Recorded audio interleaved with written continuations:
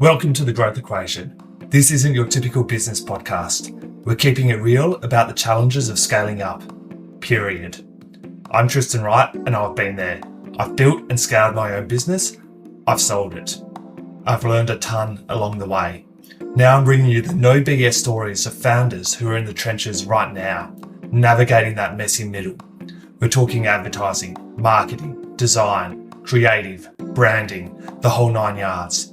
Doesn't matter if you're a solopreneur or running a team of 100. Everyone's got a secret sauce, that thing that makes them different, better.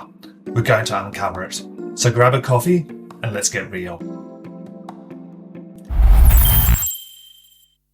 Today we're talking to Sonia from Linchpin Digital. Sonia, welcome. Hi, Tristan. Thanks for having me. My pleasure. It's been looking forward to having a chat with you. So can you tell us a tiny bit about who you are and your business? Of course. So I have a marketing agency called Linchpin Digital. I actually started out on my own about 7 or 8 years ago now. So the agency's been through a couple of iterations, a couple of name changes since then, but we've very much been strong on the Linchpin since I think mid-2020. And that's very much how we formed the current agency model. Why name changes? Like, was it an identity crisis or?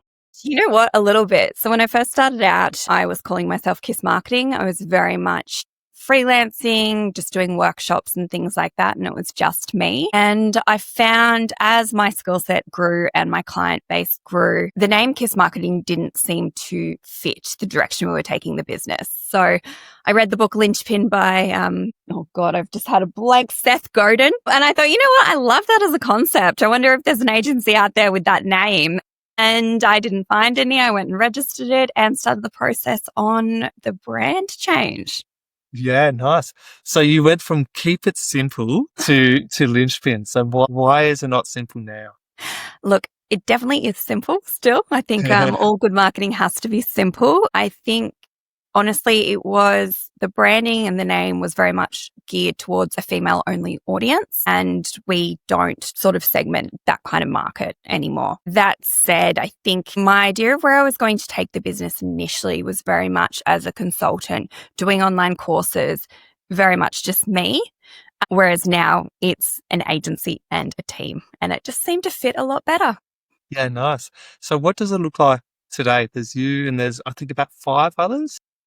Yeah, that's right. So, who do we have? We have a beautiful social media manager, Sarah. We've got an incredible ads manager, Lacey. I feel so blessed to have her. She's had decades of experience. It's phenomenal considering how young paid ads are. Yeah. We've got Randy, our web developer. Jen is my assistant, and she also looks after some of the coordination, account management of some of our clients.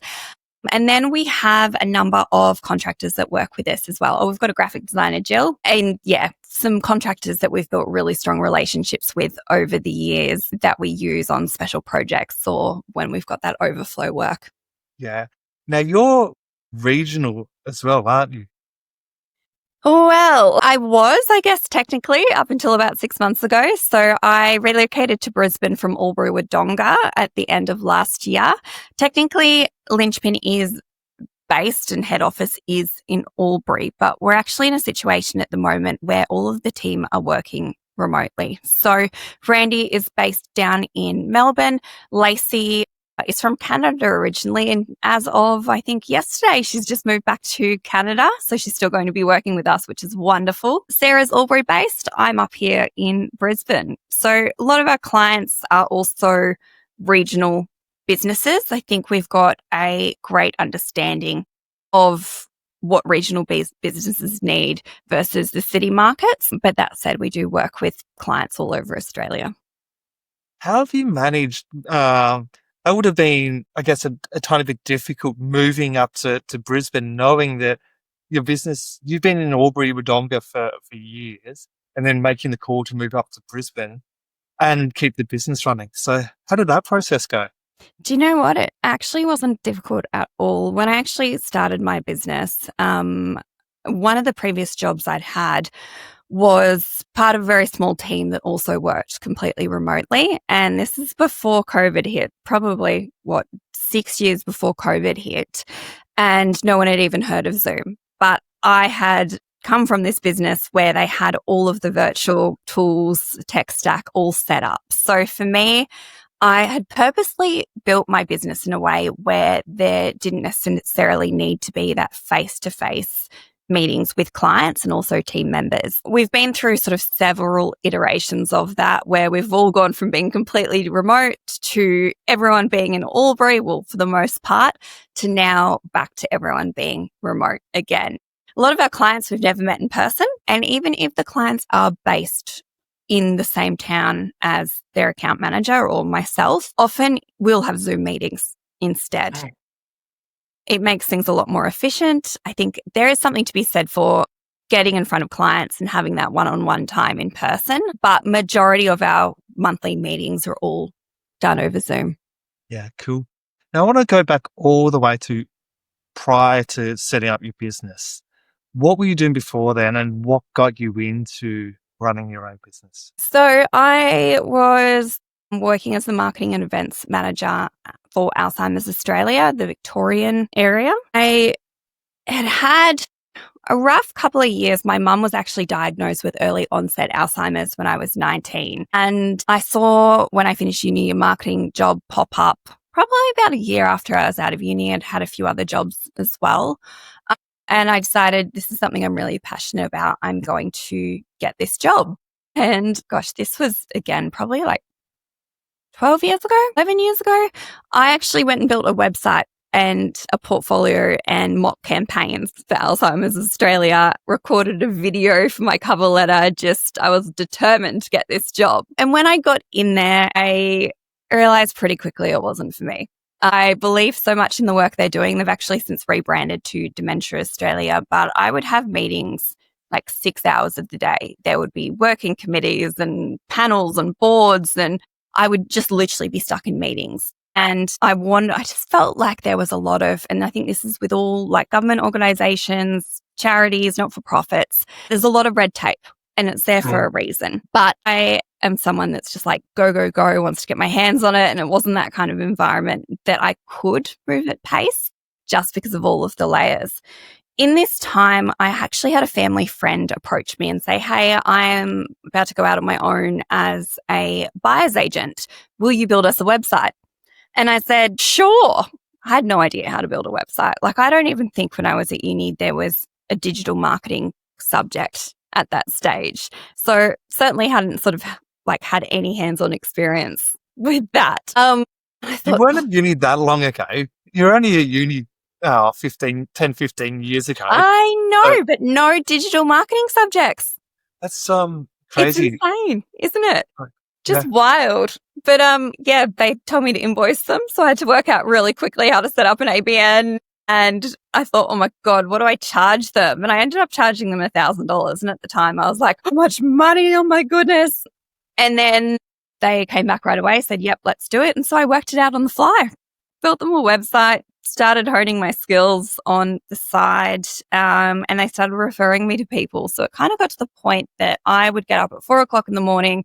I would do like 2 to 3 hours work and then commute to my job, work until 5, commute home, and then I'd usually be up until like midnight. And at this time, I was also driving. That's like me when I set up my first business. Yeah, you've got to in the early days. Like, I think there's so many people you talk to that have had a very similar experience.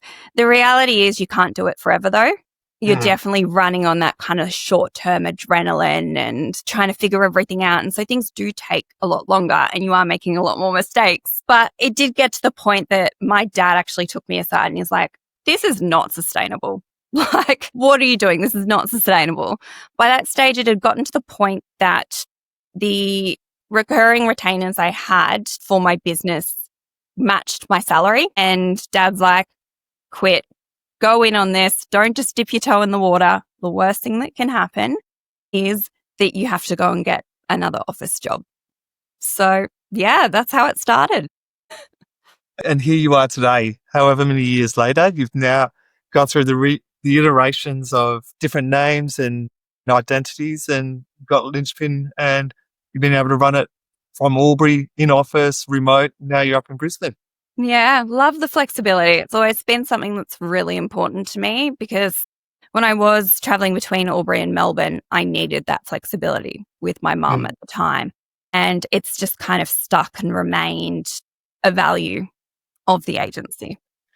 Has there ever been a time where you've been like, I wish I still had a day job? Yes, yes. A million times. I'm not someone that's good at switching off. And so I often think, oh, it'd be so much easier if I just like left a workspace and got home and I could literally leave work behind. I don't know if I'm actually capable of doing that regardless. There's definitely been times when the team's grown really quickly and I've been hit with massive BAS bills that I haven't been doing the correct budgeting and cash flow forecasting or even being aware of what I need to put aside. So getting big tax bills of tens of thousands of dollars with like pay-as-you-go wages, super, BAS, GST, your tax on any profits. That's definitely been a time where I'm like, oh, when you work for someone, when you have a salary, that's all done for you. There's You don't have to worry about it. the pay-as-you-go wages, tax. You just end up with that money in your bank account and you don't have to think about anything else. How do you manage that? Have you worked out a way to manage it now, or? Yeah. So funnily enough, just before I jumped on this interview with you, I had my quarterly money meeting with my bookkeeper. A lot of people do this with their accountants, but my bookkeeper's been with me for years. She actually did the bookkeeping for a lot of the businesses I worked for when I was younger. So we've got a really strong relationship and she's been an absolute godsend. So we now have spreadsheets set up where I've got like what my anticipated GST is going to be, anticipated pay-as-you-go wages, super, the due dates on everything. I sit down on Monday every week and I do a cash flow forecast to give me a bit of an idea of what's coming in and going out when, because I have been in a few situations where everything comes out on like the first of the month, the ad spend, like all these subscriptions and things we have. And we weren't invoicing until the first of the month for a lot of our retainers. So there would kind of be this like gap in this cash flow. Yeah. So I've made a lot of little tweaks over the years. And something that I've recently started doing is actually making sure I pay my team super weekly rather than waiting for when it's officially due each quarter. That just really helps with the cash flow side of things. I used to use an account as like my tax GST holding account. What I do now is I actually pay each week straight to the ATO what I anticipate the GST based on the invoices that have been paid that week, and also my team's like pay-as-you-go wages tax as well. So that kind of just sits there and banks up and I can see what that balance is at. And if we've had, a month where we've finished up a lot of projects and we're going to have more tax and GST and things, I can keep a really close eye on that. So there's no surprises anymore. I used to bury my head in the sand. You just can't do that in business. Not at all, because it's not just your mouth you're feeding everyone else's within the team too. Mm-hmm. So how did you come up with these concepts? So self-taught or reading books? Do you know what? I actually majored in finance and economics at uni. So I thought, I've got this under control. No, I think I was 100% forced into doing it after having those surprise bills and being like, what is happening? And having to personally sell some shares and things to put into the business as a result. So it forced me pretty quickly to have to learn it. But definitely it has been a situation where I've had to find the right team around me for that. So I've mentioned my bookkeeper. I also work with a woman called Claire Wood. She and I catch up every fortnight. She's a CPA. She's not my accountant, but she has worked with a lot of agencies. So she's sort of been able to help me with benchmarking, looking at key stats like what percentage of wages has the revenue been for the month. So we've got benchmarks and targets now that have been informed by experts in that space. Yeah, nice. So, you've got a formula, you've got a system that is best practice, and you've surrounded yourself by people that know what they're doing, that have been there and done that. Yeah. Oh, sorry, Tristan. That's a dog. That's all good. Because So everyone, I've got a big German Shepherd. I was always a sausage dog lady, like a crazy sausage dog lady. And then when I met my partner, he had a German Shepherd, and I used to be terrified of them. But I can tell you now, sausage dogs are far fiercer than German Shepherds are.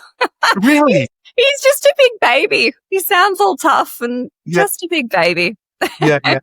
So, and yeah, I'm not a dog person either way. Like I like them all, but yeah, I can see the German Shepherds would be big cuddly ones, and sausage dogs have got small dog syndrome. Oh, and they're bred to hunt badgers. Like they're Are they? yeah, they're natural born killers. That's why their bodies are shaped like that, to go down the holes in Germany to get the badgers. Is that true? Yeah, whereas German Shepherds are more designed to like protect rather than attack and kill. I didn't know that.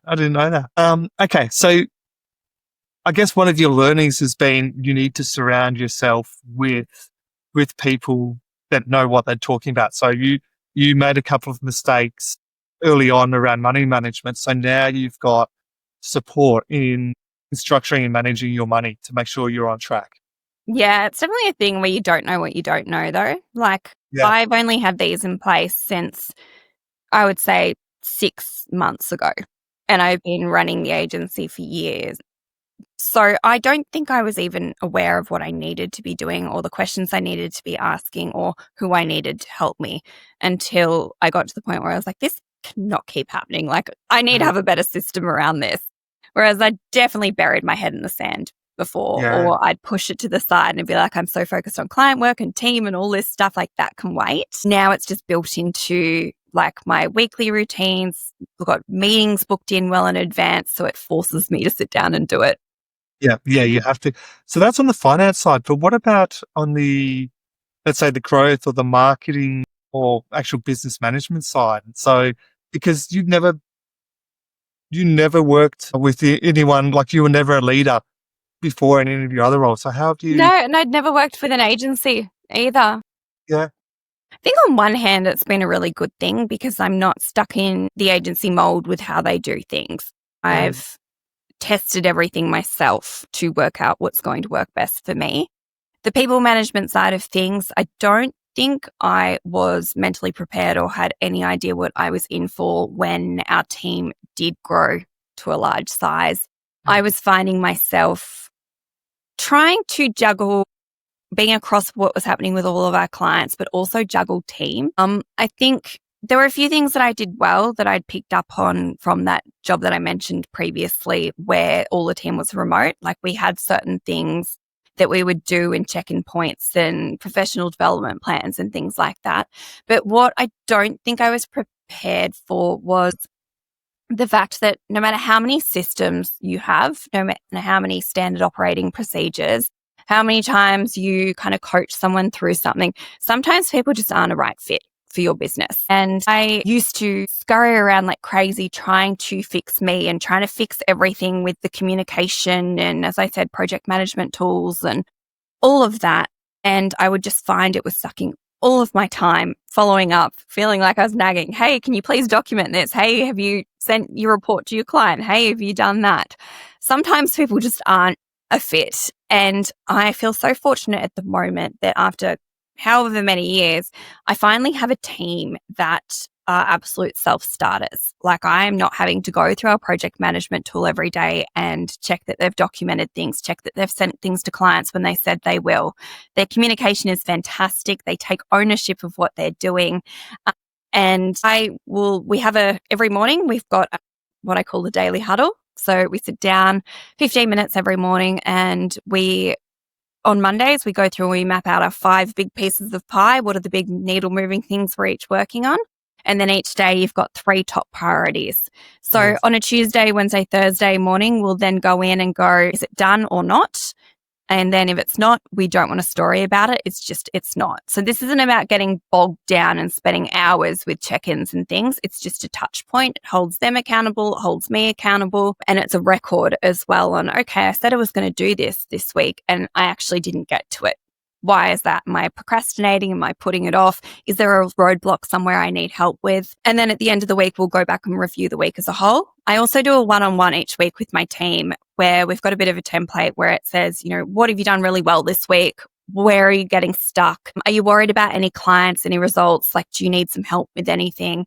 And then we've got a table with each of the clients they manage, and they go through, like, check all the comms notes, check where they're up to with everything. So it stops anything from getting too far down the road and not fixable, and helps everyone just feel like, as you know, we're a remote team, has that communication that happens too. I have been doing those kind of processes for years, but again, I feel like I've employed quite a few people where it's just not the right fit.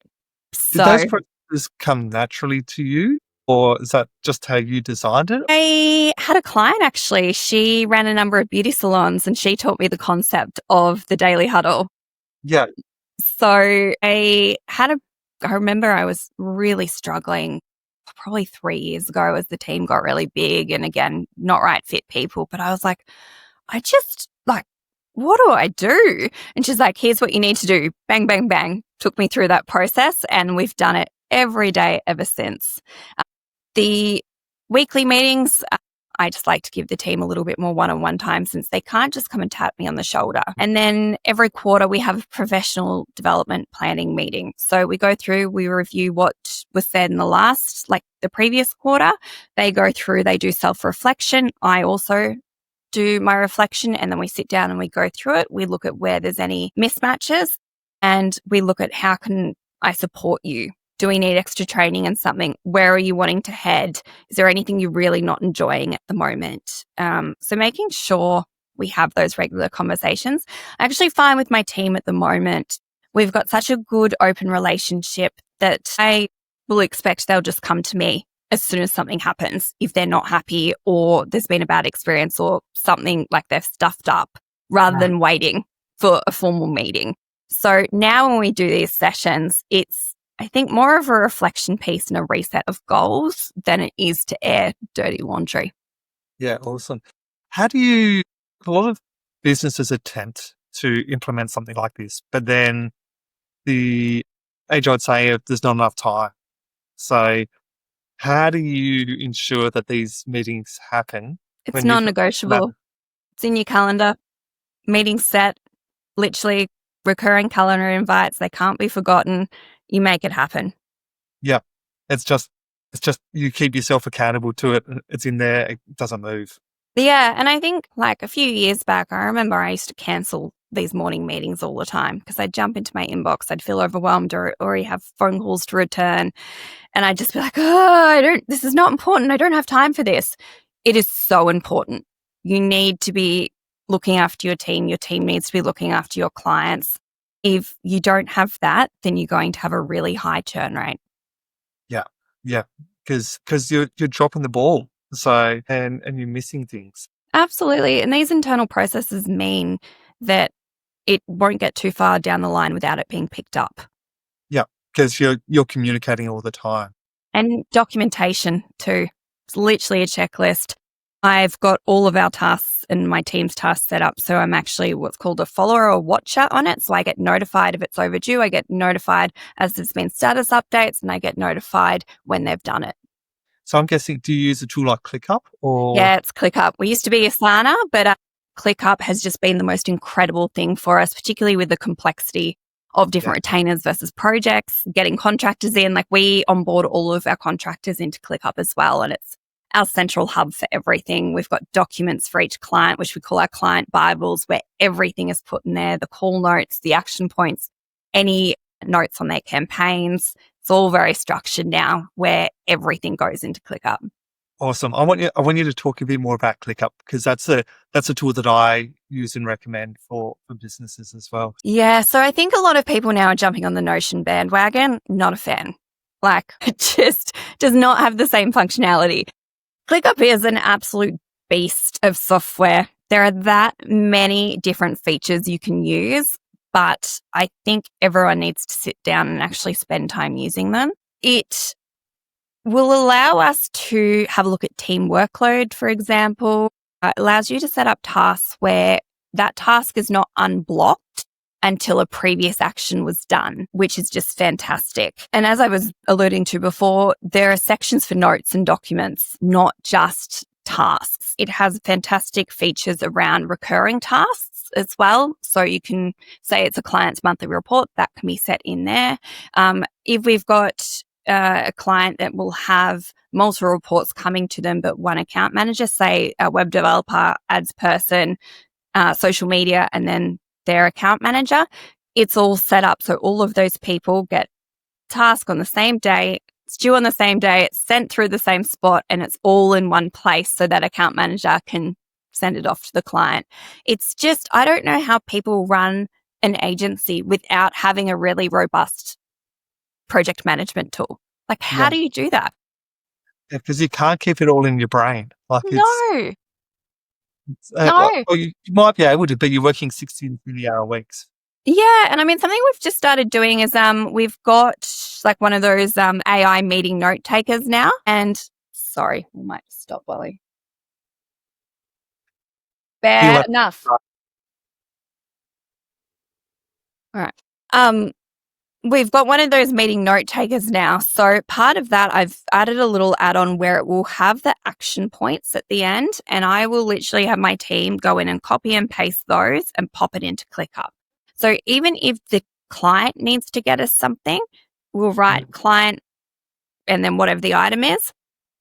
The team member will then assign that to themselves with a due date of, say, 3 days' time. So if they haven't received what they need from that client, it's another nudge.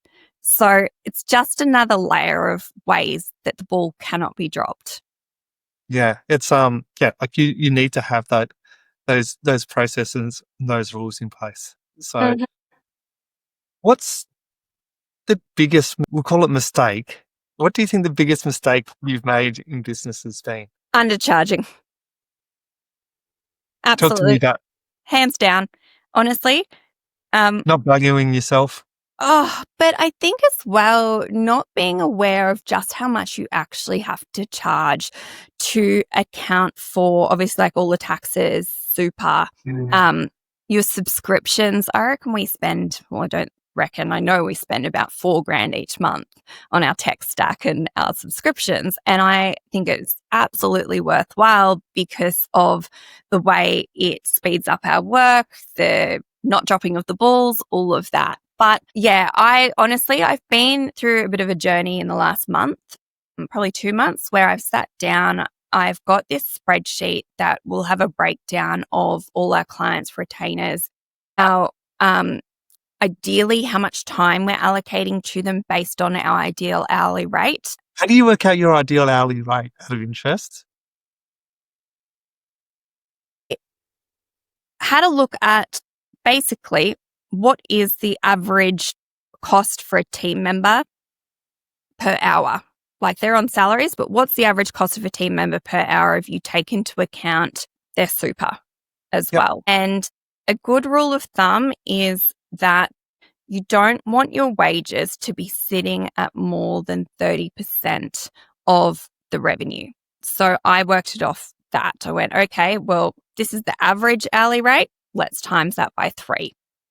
And then on top of that, I think I added an extra maybe 5 to 10% and then GST on top of that. So that's how I did it. It's not a foolproof formula, but it kind of helps you get an idea of ballpark where you need to be charging. And I'm going to give you another concept. Please do. I'd love to hear it. So, open the door costs. How much does it cost to operate the business before you even charge anything? Mm-hmm. So then you work out how many hours you've got in the month or in the week. Mm-hmm. So you divide it by that, and then you've got an hourly open the door cost. So your business, for every hour that someone's in the business, it might cost you $65, let's say. And then you've got their wage. Their wage is, all of that's about 50, let's say, so 115. Then what's their chart? How many hours a month or a week do they charge out? Probably best practice, someone that's fully chargeable is only 0.8. So let's say 0.7, 115 divided by 0.7 is 165. So just to break even, you need to be charging $165. Do you know what my hourly base is? 165. Yep. There you go. Do you know what something else I did with these calculations around workload, which I completely forgot I'd done this, is that I had put a full-time team member's billable hours at 30 a week because I know there's other stuff that Yep. happens and admin and not everything's going to be billable. So Mm. I've worked off about 30 a week. Yep. Yeah. So typically your best fully chargeable person will be about 0.8 to 0.85. Mm-hmm. The majority will be, and this is where you need to do time tracking and understand Do you where know all how their. many agencies don't? I know. Yeah. It's insane. Yeah. You need because they don't understand, agencies fully understand why they're time tracking, and staff always push back against it. But if you know the real reason for it, it makes it a lot easier. So We use Clockify and I've got that all set up. So it has alerts on, it kind of has a bit of like guidelines in there. And each month I will sit down and look at the previous month and I'll go, okay, because I've got all the stats on like ideal amount of time. I'll go through and I'll do an allocated versus actuals, see which clients we're losing money on, see which clients we're making money on. And that was sort of the push I needed to go out in the last month and have conversations with our clients about price increases because there were some clients where we were absolutely hemorrhaging money on. how much do you charge per hour versus per retainer? So our retainers are never based on hours. It's Good. based on deliverables, Yep. which again, I think that's why a lot of agencies find it really hard to get their team to time track. I phrased it to my team, and there's no word of a lie in this, that I don't care how long it takes you. I need to get an idea of how much time you spend on each client each month so I know how to price our retainers. Yes. It also is really great to then be able to see where scope creep is happening. And that's another massive mistake I made where I would do all of these little extra freebies for clients and they were never charged for them. And I don't know why I just had such a block around charging them for it. But that's something I had to stamp out really quickly. And I've also taught the team how to have conversations with clients when extra work is asked for. It's immediately a, hey, great, actually isn't within scope. We can do it. Let's talk about what you need and I'll come back to you with an estimate, which they then sign off on before that work is done. Perfect. So that's the exact way. That's the exact way to do it. So another way also is sometimes the first time that you do out of scope work, say, look, I'll do it out of scope, but I'm putting it on the invoice as a $0 value, but how much you know. It's just so they know how much out of scope work was done. So for next time. I love that because clients then feel like you're doing them a favor and then you're not having an abrasive conversation the next time that they ask for out of scope work. Yeah. So it's not being hidden. They can see that you've given them extra value. So it's easier to have that conversation next time. Something I also do with clients is if they're like long-term retainer clients, I will actually offer them a slightly lower hourly rate for any extra work versus someone that's just coming to us for a one-off project. So that hourly rate's always going to be making sure we're at least making some money on it. But if a client or someone comes to us just needing a couple of things here and there, and we are quoting by the hour rather than, or actually even then, I would try and do a set fee. So I'm not telling them what that hourly rate is, but I know how long that's going to take. And I know how long it's going to take because all of the data I have over the years in Clockify. Yep. Now going back to that, 165 is probably a tiny bit low for your base rate. There you go. And do you know what? It's new financial year. I've gotten all my clients up to that level, and anyone moving forward, it's like any new clients, the quotes are increased again. And I speak to, like, I've sort of semi-mentor a couple of young marketers coming through freelancing out on their own. And I just said to them, what are you charging per hour? Like, what are you charging for this? And I was like, triple it. Like, what are you doing? You cannot be charging yourself out for $40 an hour. Yeah, that's your salary, but all of the other costs on top of that. Exactly. What's one piece of advice that you would have given to you wish you had 3 years ago? The base pricing. Honestly, everything comes down to pricing yourself correctly. It eases stress. It means you've got the ability to hire people as you scale. There's the fat in that margin to, if your laptop breaks, to go and buy a laptop. You're not going to be freaked out when you get hit with different bills that pop up, or maybe some legal things will pop up as they inevitably do in any business. You need that to be high enough to account for all of those things. And honestly, I know it kind of feels like I'm repeating myself, but price yourself properly. If you've got money and you don't have money worries, you're going to be far less stressed. Totally. Sonia, it's been great. What's the best way to connect with you if anyone wants to have a chat? Yeah, do you know what? Probably find my, rather than the Linchpin Instagram, go find my Instagram, which is, I believe, sonia.mcintyrereed on Instagram. I'm in my DMs a lot. Flick me through a message if you've got any questions, and I'd love to connect with anyone. Awesome. Thank you very much for your time. Thanks for having me, Tristan. That's a wrap. Thanks for tuning into The Growth Equation. If you've enjoyed the show, hit that subscribe button and leave a review. It helps us big time. Catch you next time. And if you want more, head over to evolvetogrow.com.au for show notes and exclusive content.